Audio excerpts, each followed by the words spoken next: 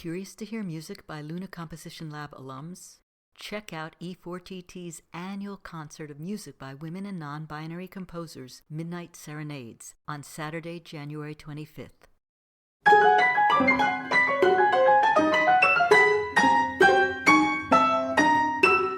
Welcome to For Good Measure, an interview series celebrating diverse composers and other creative artists, sponsored by a grant from the California Arts Council. I'm Nanette McGuinness, Artistic Executive Director of Ensemble for these times. In this week's Lunar Module episode, we continue talking to E4TT Lunar Composition Lab Call for Scores winner and commissioned composer Madeline Clara Cheng, who we spoke to in May 2024. Any mentors, interests, or influences you'd like to share with us? Oh, there's been so many people that have been very instrumental, no pun intended, to my musical journey. I think if I listed everyone, we'd be here for another few hours. Um, Off the top of my head, though, I think, well, most recently would be a lot of my professors and a lot of my peers at USC.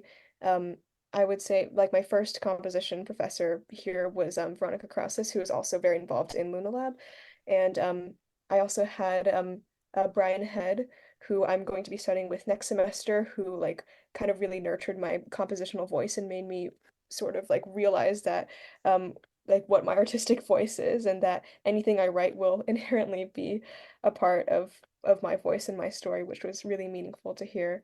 I also worked a lot with Kame Ayewa, who her stage name is More Mother, which more people might know her more by that. But she really got me a little bit more into the electronic space and more into this like experimental phase, which was really exciting. And I'm really excited to see who else I get to learn from more at USC. A lot of my peers have been major inspirations to me as well. Both performers and composers with their, inherent, creative aspirations and how they're just not afraid to go for what they want. I love being at USC Thornton School of Music specifically because it doesn't feel ever like we're competing against each other, even when we're Nice. applying for the exact same things, because Mm-hmm. everyone is on their own creative journey and we just get to support each other in what we want to do. But Nice. I'd be remiss to not mention the reason why I get to be here in the first place, which is the Luna Composition Lab. I Mm-hmm. think I never would have even considered going into the music industry otherwise. I Mm. have no idea what I would have, like at this point, I have no idea what I would have done if not for music. But um, when I was at the time when I was in Luna Lab, I was in the 2019 to 2020 term, which was unfortunately the online term. But Right.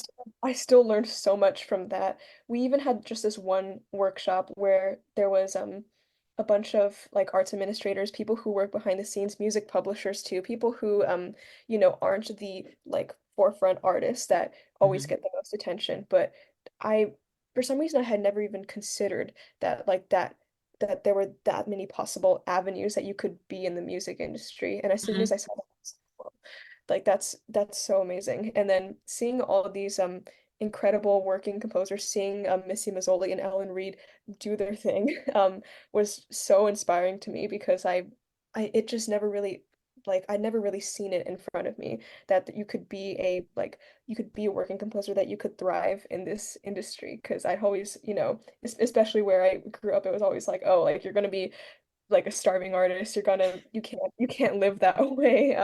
Like music is just like a hobby you put on your application for college admissions, or but it's not something you seriously consider Real. pursuing. Yes, and I'm sure like many of my relatives are secretly thinking that as well. But I'm doing my own thing, and I will figure it out, and I'm already really happy with where I am and where I'm going. No, that's really great. Who was your mentor for the Luna Composition Lab? It was Tamar Muscal, absolutely lovely person. She also was very instrumental in shaping my sort of musical journey. That was one Mm-hmm. of like the first like formal trainings I had as a composer. Oh, wow. Before it was a lot of, figuring things out based off of what I already knew about performing music.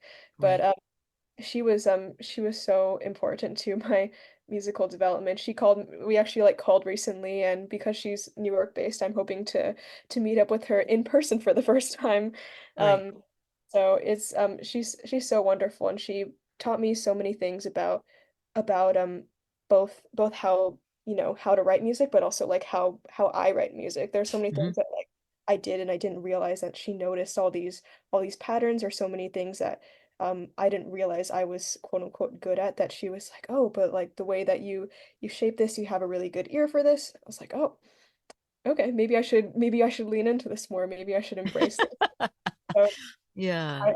I owe so much to her, and I'm so excited to see her. But I had no idea how formative Lunar Lab would be in my compositional journey. It is without a doubt the most important thing that has happened to me in my musical career. I like to say that it's the gift that keeps on giving. I Hmm. mean, I said I was a 2019-2020 fellow, and look at this incredible way that I've gone to connect with Ensemble for these times. I never would have gotten that without Luna Lab having this call for scores with you. So I'm super grateful for them. Um, just every year I think like they've got to be done with me at this point. And then something new happens. I was so grateful to I got to go to Amsterdam because Ellen Reed had a Concertgebouw residency, and she Mm. had one of my pieces programmed there, and I thought that was a scam email when I first received it, but then I realized that was too specific to be a scam email. Right, right. Um, I looked it up. It was all legit. I just couldn't believe it. But it really is the gift that keeps on giving, and they just it seems like they just cannot stop providing incredible opportunities for not only their current fellows, but also so many alumni that have been with them for years and years. We think very highly of what they're doing. It's an amazing program. And when we were thinking of who we might want to do a collaboration with for a call for scores, their name came right to mind because there's such a synergy in the missions of their organizations and ours. And I think they're great. So, Oh, it's so wonderful. And they're going to have their festival in San Francisco too. I was so excited. I wanted to be a part of it and help like volunteer and do whatever they needed, move chairs or whatever. But but of course I will be across the country, but oh, supporting no. from afar. Yeah, no, I just heard about that very recently. So I'm hopeful that we'll be able to go or, see what's going on with that. Well, this is really great. You had such wonderful answers, and it's a pleasure talking to you. Is there anything else you'd like to tell us or that we didn't talk about or and that you wish we might have? Um, I guess not anything that's super specific to me. I guess I'm just I hear a lot of different things about the music industry, and there's so much that I still have yet to learn. That's like barely scratching the surface. But I hear a lot from some of my professors that they're like so they've been beaten down by many, many years, so they're not super optimistic about how things are going. Yeah. So there's a lot of things to worry about, lots of things to fix, lots of concerns to have, especially with the impending rise of AI. How is that even going to work in the music industry? Um, Boy, yes. so there's just so many things that I think about all the time about the intense future orientation about what the music industry is going to look like.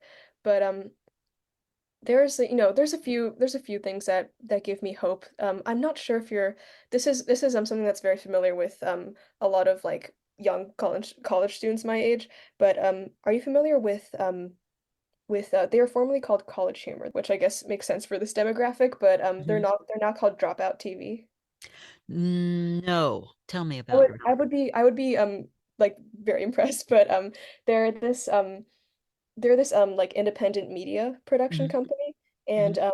they have like a streaming service which like I would be surprised 'cause a lot of streaming services are not doing the best right now, even the major ones, and it's really hard to like start your own independent one. Yeah. But they have this it's basically like unscripted comedy, so Mhm. they were in a very unique position where they weren't like bound by a lot of like the writer's strikes because they so much of their content Right, right. did. So they actually thrived during that time. But they market a lot on social media, on like Instagram and TikTok, which is why it reaches a lot of younger audiences. Sure. But what fascinates me the most about them is the way they run their company. It's just so ethical and in such like an astounding way. Every Mhm. time I look into it, they seem to just be doing the most and really changing the game for the entertainment industry. They hit the news recently because they were so successful in their previous year that they were able to do profit sharing with their employees, and not just with, not just with like the staff and crew behind the scenes, but like everyone, every single performer, people who auditioned for them, anyone who made $1 because they pay people to audition for them, anyone who made even $1 with them, got to be part of this profit sharing, which Wonderful. if I'm correct, is pretty much unheard of in the entertainment industry. And Yeah. I thought like no way with such like incredible production budgets and high value of their content, like no way can they really compensate their performers that well. And then I also see them on LinkedIn and post like different like video editor opportunities or people who work behind the scenes on their content, and I'm Mhm. really impressed with how great their compensation is and how much and their benefits, how much they care about their workers. So I I like places like that really give me hope for the future because they make it actually possible that we can make the entertainment and music industry, a better place for people coming into it in the future. So in many ways I'm very hopeful. That's wonderful. Yeah, the whole industry has been turned upside down by the internet and by the whole the model of how artists are paid has changed, and the valuation put on art has changed. It's interesting. A number of us have been talking about that on and off the last month or two. How if in the past you would tour, you would sell your CDs, you would get fees from Yes. presenters, and now you make a recording, it goes out on streaming, right, on Mhm. the platforms. Maybe it's available for download, maybe it's not, and the money that you can get from that is peanuts. Yeah, So how does an artist earn a living? How do they support themselves? We're in a I would say we're still in a time of cataclysm for sure. for how all this happens. And it is, as you say, it generates hope that young artists coming up like you are thinking about how we can make this a viable path for other creatives. So that's really great. For sure. I mean, again, I don't think anyone really knows what the next, Yeah, decade is going to look like, but I do know that at least right now that I want to be able to dedicate my life to the performing arts industry and to make it a better place. that's wonderful. And I think that's a wonderful way to end our interview. Thank you so much for chatting with us. This was great. Thank you so much. It's been an honor. Thank you for listening to For Good Measure. And a special thank you to our guest, Madeline Clara Cheng, for joining us today. If you enjoyed this episode, please subscribe to our podcast by clicking on the subscribe button and support us by sharing it with your friends, posting about it on social media, and leaving us a rating and a review. To learn more about E4TT, our concert season online and in the Bay Area, or to make a tax-deductible donation, please visit us at e4tt.org.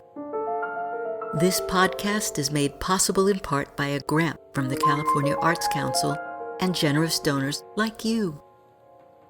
For Good Measure is produced by Nanette McGuinness and Ensemble for These Times and designed by Brennan Stokes, with special thanks to co-producer and audio engineer Stephanie M. Neumann. Remember to keep supporting equity in the arts and tune in next week for Good Measure.